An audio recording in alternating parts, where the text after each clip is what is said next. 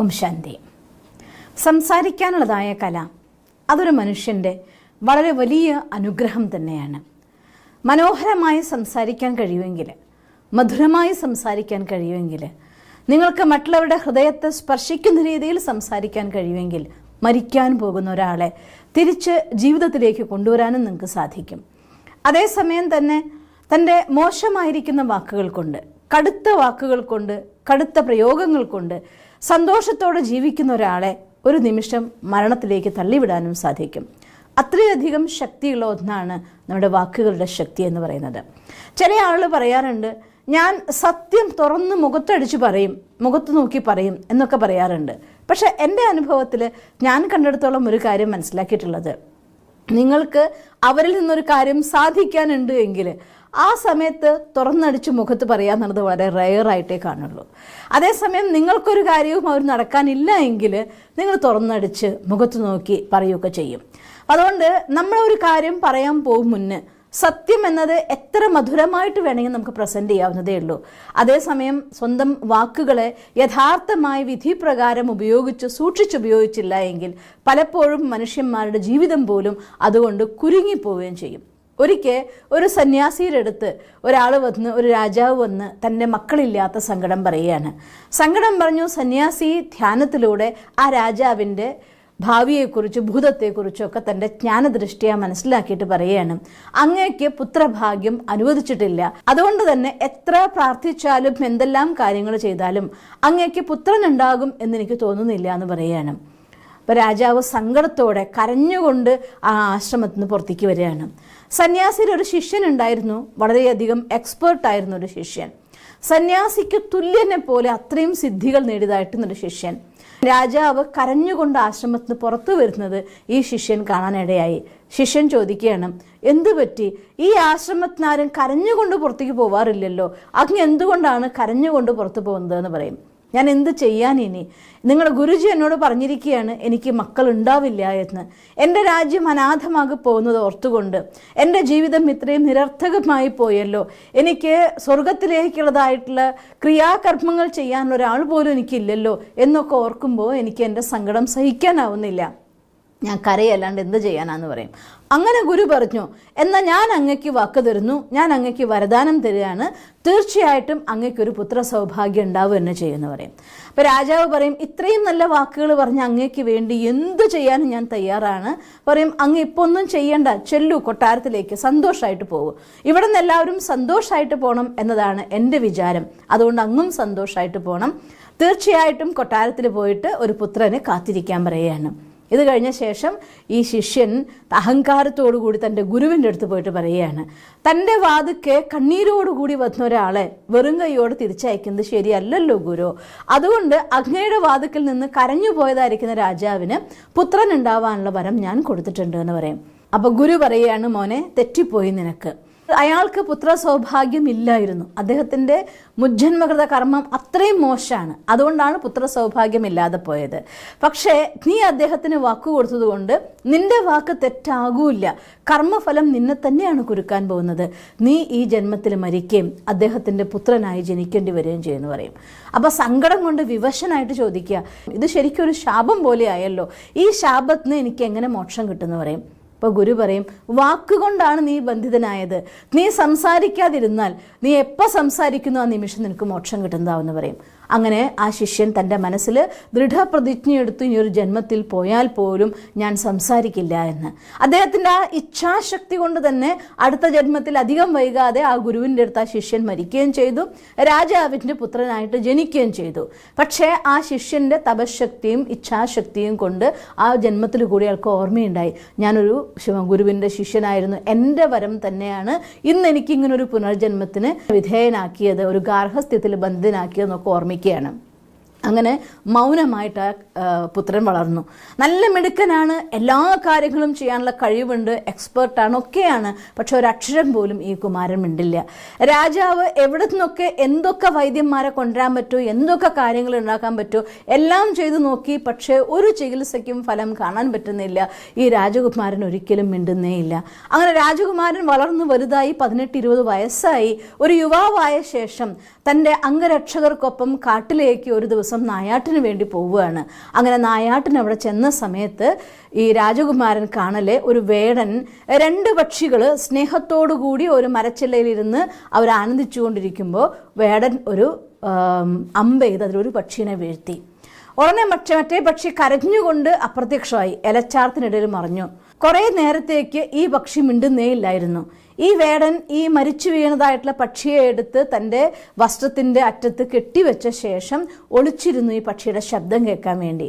ഈ പക്ഷി അത് തൻ്റെ പ്രാണരക്ഷാർത്ഥം ഒരു മരച്ചില്ലയുടെ അടുത്ത് ഒളിഞ്ഞിരിക്കുകയാണ്. കുറച്ചു നേരം കഴിഞ്ഞിട്ടും വേടൻ പോയിട്ടില്ല. പക്ഷി കാണുന്നുണ്ട്, പക്ഷേ അതിൻ്റെ സങ്കടത്തെ അടക്കാനായില്ല. അത് ഉറക്കെ കരയാണ്. കരഞ്ഞതും ശബ്ദം കേട്ട സ്ഥലത്തേക്ക് ഈ വേടൻ അമ്പയച്ചു, അസ്ത്രം അയച്ചു. അസ്ത്രം കൊണ്ട് ആ പക്ഷിയും അവിടെ മരിച്ചു വീണു. ഇത് കണ്ട രാജകുമാരൻ പറയുകയാണ്, പറഞ്ഞു മരിച്ചു, പറഞ്ഞു മരിച്ചു എന്ന് പറയുകയാണ്. ഇത് കേട്ടപ്പോൾ കൂടെ വന്ന അംഗരക്ഷകന്മാർ സന്തോഷം കൊണ്ട് തുള്ളിച്ചാടിപ്പോയി. ഇത്ര കാലമായിട്ടും സംസാരിക്കാത്തതായിരിക്കുന്ന രാജകുമാരൻ ഇപ്പോൾ ദാ സംസാരിച്ചിരിക്കുന്നല്ലോ എന്ന്. അതിൽ നിന്ന് 3 പേര് രാജകുമാരനെ കാട്ടിൽ കൂടെ നിൽക്കുന്നവരെ കൂട്ടത്തിൽ നിന്ന് തിരിച്ച് കൊട്ടാരത്തിലേക്ക് ഓടി ചെന്ന് പറഞ്ഞു, രാജകുമാരൻ സംസാരിച്ചിരിക്കുന്നുവെന്ന്. അപ്പം രാജാവ് പറയും, ഞാൻ ഒരുപാട് പാരിതോഷികങ്ങൾ രാജകുമാരൻ സംസാരിപ്പിക്കുന്നവർക്ക് കൊടുക്കാമെന്ന് വാഗ്ദാനം പറഞ്ഞിട്ടുണ്ട്. ആ സമ്മാനങ്ങൾ തട്ടിയെടുക്കാൻ വേണ്ടി നിങ്ങൾ വെറുതെ ഒന്ന് പറഞ്ഞതാണോ ചോദിക്കും. അല്ല, രാജകുമാരൻ പറഞ്ഞു മരിച്ചു എന്ന് പലതവണ പറഞ്ഞു എന്ന് പറയും. രാജാവ് ഉടനെ തന്നോട് പറയും, രാജകുമാരൻ തിരിച്ച് കൊട്ടാരത്തിലേക്ക് കൊണ്ടുവരൂ, അവൻ്റെ ശബ്ദം എനിക്ക് കേൾക്കാൻ അത്ര കൊതിയാവുന്നു എന്ന് പറയും. അങ്ങനെ രാജകുമാരനെ കൊട്ടാരത്തിലേക്ക് തിരിച്ചു കൊണ്ടുവന്നു. അംഗരക്ഷകന്മാരും രാജകുമാരനും എല്ലാവരും കൂടി കൊട്ടാരത്തിലേക്ക് എത്തി. അപ്പോൾ രാജാവ് ചോദിച്ചു, ഇവൻ സംസാരിച്ചു എന്ന് പറയുന്നത് സത്യമാണോ എന്ന് ചോദിക്കും. അപ്പോൾ അംഗരക്ഷകന്മാരെല്ലാവരും പറയും, തീർച്ചയായിട്ടും അങ്ങനെ ഞങ്ങൾ കണ്ട കാര്യമാണ്, കേട്ട കാര്യമാണ്, അതുകൊണ്ടാണ് സന്തോഷം അടക്കാനാവാതെ അങ്ങയുടെ അടുത്ത് ഓടി വന്നത് എന്ന് പറയും. അപ്പം രാജാവ് പറയും, ഓക്കെ, അവൻ സംസാരിച്ചുവെങ്കിൽ ഇപ്പം അവൻ വീണ്ടും സംസാരിക്കട്ടെ എന്ന് പറയാണ്. അപ്പം രാജകുമാരൻ മിണ്ടുന്നില്ല. എന്തൊക്കെ രാജാവ് ചോദിച്ചിട്ടും എന്തൊക്കെ പരിശ്രമിച്ചിട്ടും രാജകുമാരൻ ഒരു അക്ഷരം മിണ്ടിയില്ല. അപ്പം രാജാവിന് ബോധ്യമാവുകയാണ്, ഇവർ സമ്മാനങ്ങൾ തട്ടിയെടുക്കാൻ വേണ്ടി എന്നോട് വന്ന് കളവ് പറഞ്ഞതായിരിക്കുമെന്ന്. അപ്പം രാജാവ് ദേഷ്യം കൊണ്ട് പറയും, ഇവൻ്റെ കൂടെ പോയ 15 സൈനികർ, അംഗരക്ഷകന്മാർ, ഈ 15 പേരെ നിങ്ങൾ തൂക്കിക്കൊന്നേക്ക്. ഇത്ര അവിശ്വാസ്യത രാജാവിനോട് കാണിക്കുന്ന ഒരു കൂട്ടരെ അംഗരക്ഷകന്മാരായിട്ട് കൂടെ പറഞ്ഞയക്കാൻ സാധ്യമല്ല എന്ന് പറയും. അത് കേട്ടപ്പോൾ ഇവർക്ക് വധശിക്ഷ വിധിച്ചു എന്ന് കണ്ടപ്പോൾ ഈ രാജകുമാരൻ പിന്നെയും പറയുകയാണ്, പറഞ്ഞു മരിച്ചു എന്ന് പറയുകയാണ്. അപ്പോൾ രാജാവും ആകെ സ്തബ്ധനായിപ്പോയി. ഇതുവരെ സംസാരിക്കാതിരുന്ന രാജകുമാരൻ ഇവർ പറഞ്ഞത് സത്യമാണല്ലോ, അവരും പറഞ്ഞു മരിച്ചു എന്നാണ് പറഞ്ഞത്, രാജകുമാരൻ ഇത് ആവർത്തിച്ചു പറഞ്ഞല്ലോ എന്ന് വിചാരിക്കും. അപ്പോൾ രാജാവ് ചോദിക്കും, നീ എന്തുകൊണ്ടാണ് ഇത്ര സമയം ഞങ്ങളോട് ആരോടും സംസാരിച്ചില്ല? ഇപ്പം നീ ഇതാ പറഞ്ഞു മരിച്ചു എന്ന് പറഞ്ഞിരിക്കുന്നു, എന്താ ഇതിൻ്റെ അർത്ഥം എന്ന് ചോദിക്കും. അപ്പോൾ രാജകുമാരൻ പറയും, ഞാൻ അങ്ങയുടെ പുത്രനല്ല, വാസ്തവത്തിൽ അങ്ങയ്ക്ക് പുത്രനുണ്ടാകാൻ വേണ്ടി വരം തന്നതായിരിക്കുന്ന ഗുരുവിൻ്റെ ശിഷ്യനാണ്. അന്ന് അർഹതയില്ലാത്ത അങ്ങയ്ക്ക് എൻ്റെ വാക്കിൻ്റെ ശക്തി ഉപയോഗിച്ച് വരം തന്നതുകൊണ്ട് എൻ്റെ വാക്ക് സഫലമാക്കാൻ വേണ്ടി അവിടെ മരിച്ചു, ഞാനിവിടെ ജീവിക്കേണ്ടതായിട്ട് വന്നു. പറഞ്ഞു മരിച്ചു. അന്ന് എനിക്ക് ഗുരു വരം തന്നിട്ടുണ്ട്, എന്ന് ഞാൻ സംസാരിക്കുന്നു അന്ന് എനിക്ക് ഈ ജന്മത്തിൽ നിന്ന് മോക്ഷം കിട്ടുമെന്ന്. കാട്ടിൽ വെച്ച് കിളികളെ ഉപദ്രവിക്കുന്നത് കണ്ടപ്പോൾ അറിയാതെ ഞാൻ പറഞ്ഞു പോയതാണ് പറഞ്ഞു മരിച്ചു എന്ന്. ഗുരുവിൻ്റെ വാക്കിന് ഞാൻ ഓർത്തുപോയി. ഇവിടെ വീണ്ടും പറഞ്ഞതിൻ്റെ പേരിൽ ഇവർക്ക് അങ്ങ് മരണശിക്ഷ വിധിച്ചപ്പോൾ എനിക്ക് പറയാതിരിക്കാൻ സാധ്യമല്ലാതായി. ഞാനും പറയുന്നു, ഇനി എനിക്കും മരണത്തിൻ്റെ സമയമായിരിക്കുന്നുവെന്ന്. അങ്ങനെ രാജകുമാരൻ രാജാവിനെ വിട്ടു പോവുകയും ചെയ്തു. സ്വന്തം വാക്കുകൊണ്ട് സ്വന്തം ജീവിതം കുരുങ്ങിപ്പോകുന്ന എത്രയോ സന്ദർഭങ്ങൾ മനുഷ്യന്മാർക്കുണ്ടാവും. പറഞ്ഞു പോയില്ലേ, എന്ത് ചെയ്യാൻ, ആ വാക്ക് വായത്തിന് വന്നു പോവില്ലേ, അതുകൊണ്ട് ഞാൻ കുരുങ്ങിപ്പോയി, എനിക്ക് മാറാൻ പറ്റില്ല എന്ന് പറയുന്ന എത്ര അവസ്ഥകൾ നമ്മുടെ എല്ലാവരുടെയും ജീവിതത്തിലൂടെ കടന്നു പോയിക്കൊണ്ടിരിക്കുന്നുണ്ടാവും. അതുകൊണ്ട് വാക്കിൻ്റെ ശക്തി എന്നത് വളരെ സൂക്ഷിച്ച് മാത്രം ഉപയോഗിക്കേണ്ട ഒന്നാണ്. നമ്മുടെ വാക്കുകൊണ്ട് മറ്റുള്ളവരുടെ ജീവിതത്തിന് വരം നൽകുന്ന, അനുഗ്രഹമാകുന്ന, സന്തോഷം നൽകുന്ന, അതേസമയം അവരുമായുള്ള കർമ്മത്തിൻ്റെ ബന്ധനത്തിൽ നമ്മൾ പോയി കുരുങ്ങാത്ത രീതിയിലായിരിക്കണം സൂക്ഷിച്ചുപയോഗിക്കുന്ന വാക്കുകൾ. അഥവാ നിങ്ങൾ അധികം പറഞ്ഞില്ലെങ്കിലും കുഴപ്പമില്ല, ഒരു ദിവസം നിങ്ങൾ സംസാരിക്കുന്നതിൻ്റെ 10% സംസാരിച്ചിട്ട് 90% മൗനമായിട്ടിരുന്നാലും അന്നത്തെ കാര്യം മുഴുവൻ നന്നായി നടക്കും എന്നതിൽ യാതൊരു സംശയവുമില്ല. പക്ഷെ അധികം സംസാരിച്ചതുകൊണ്ട് പറയേണ്ടാത്ത കാര്യങ്ങൾ കൂടി പറഞ്ഞു പോയതിൻ്റെ പേരിൽ ജീവിതത്തിൽ വിഷമിക്കുന്ന ആളുകളെ നമുക്ക് കാണാൻ പറ്റും. കുറച്ച് പറഞ്ഞതിൻ്റെ പേരിൽ വിഷമിച്ച ആളുകളെ കാണാൻ നമുക്ക് സാധ്യമല്ല. അതുകൊണ്ട് സംസാരം വളരെ കുറച്ചാക്കുന്നതും ആ വാക്കുകൾക്ക് വേണ്ടത്ര രീതിയിലുള്ളതായിട്ടുള്ള പ്രാധാന്യത്തോടു കൂടി സംസാരിക്കുമ്പോഴാണ് വാക്കുകൾ വരദാനങ്ങളിലേക്ക് നമുക്ക് മാറ്റാൻ സാധിക്കുക തന്നെ ചെയ്യാം. ഒരിക്കൽ ഭോജരാജാവ് തൻ്റെ പത്നിയും സഖിമാരും ഇരുന്ന് സംസാരിച്ച് ചിരിച്ചുകൊണ്ടിരിക്കുന്ന കൊട്ടാരത്തിലേക്ക് കയറി വന്നു. കാര്യമെന്തെന്നറിയില്ലായിരുന്നു. എന്നാലും രാജാവ് കൂട്ടത്തിൽ കൂടി കേട്ട കാര്യത്തിന് മറുപടി പറഞ്ഞുകൊണ്ട് തൻ്റെ പത്നിയും സഖിമാരും അല്ലേ അങ്ങനെ കൂട്ടത്തിൽ കൂടി ചിരിച്ചു. റാണി രാജാവിന് നന്നായി നോക്കിയിട്ട് പറയുകയാണ്, വിഡ്ഢി വരൂ എന്ന്. ഇത് കേട്ടപ്പോൾ രാജാവിന് ഷോക്കേറ്റ പോലെയായി. തൻ്റെ പത്നി തോഴിമാരുടെ മുന്നിൽ വെച്ച് തന്നെ വിളിക്കുകയാണ്, വിഡ്ഢി വരൂ എന്ന്. ഒന്നും മിണ്ടാതെ രാജാവ് അവിടുന്ന് തിരിച്ച് നേരെ സദസ്സിലേക്ക് വന്നു, രാജസഭയിൽ വന്നു.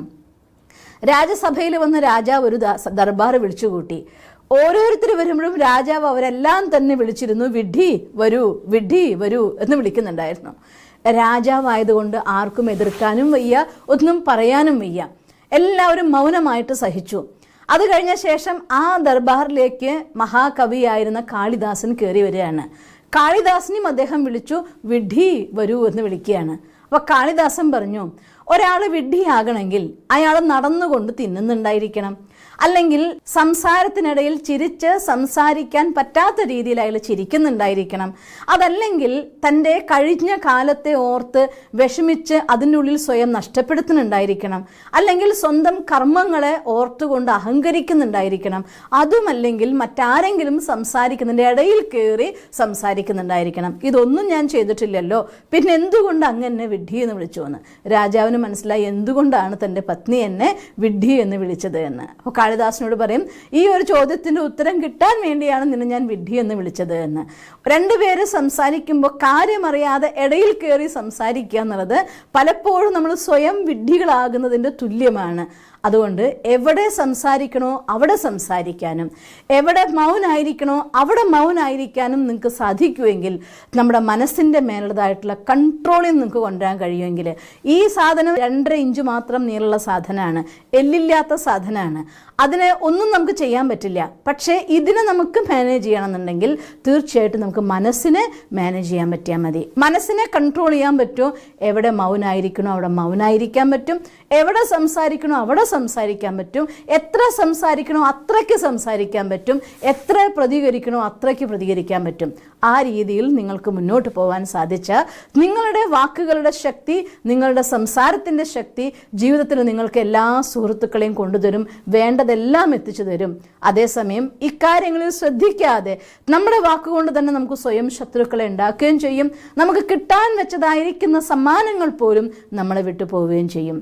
അതുകൊണ്ട് ധ്യാനം മനസ്സിനെ നിയന്ത്രിക്കാനുള്ളതായിരിക്കുന്ന പരമമായിരിക്കുന്ന ശക്തി. മൗനം ധ്യാനത്തിലേക്കുള്ളതായിരിക്കുന്ന പടികളാണ്. വാക്കുകളുടെ മൗനം, മനസ്സിൻ്റെ മൗനം, ശാന്തിയിലേക്കുള്ള യാത്ര, മനസ്സിൻ്റെ മേലെ നിയന്ത്രണം. ഇതിലൂടെ വാക്കുകളുടെ മേലെ നിയന്ത്രണവും മാധുര്യവും കൊണ്ടുവരാനും തൻ്റെ ജീവിതത്തെ സന്തോഷവും സുഖവും നിറഞ്ഞതാക്കി മാറ്റാനും സാധിക്കും. നിങ്ങൾക്കങ്ങനെ സാധിക്കട്ടെ എന്ന് ഞാൻ ഈശ്വരനോട് പ്രാർത്ഥിക്കുന്നു. ഓം ശാന്തി. ദിവസം തോറും ജീവിത വിജയങ്ങൾക്ക് വെളിച്ചം വീശുന്ന പുത്തൻ വീഡിയോകൾക്കായി ഞങ്ങളുടെ യൂട്യൂബ് ചാനൽ സബ്സ്ക്രൈബ് ചെയ്യൂ. നോട്ടിഫിക്കേഷൻ ലഭിക്കുന്നതിനായി ബെൽ ഐക്കൺ ക്ലിക്ക് ചെയ്യൂ. ഒപ്പം ഞങ്ങളുടെ ഫേസ്ബുക്ക്, ട്വിറ്റർ, ഇൻസ്റ്റാഗ്രാം പേജുകൾ ഫോളോ ചെയ്യൂ. നന്ദി.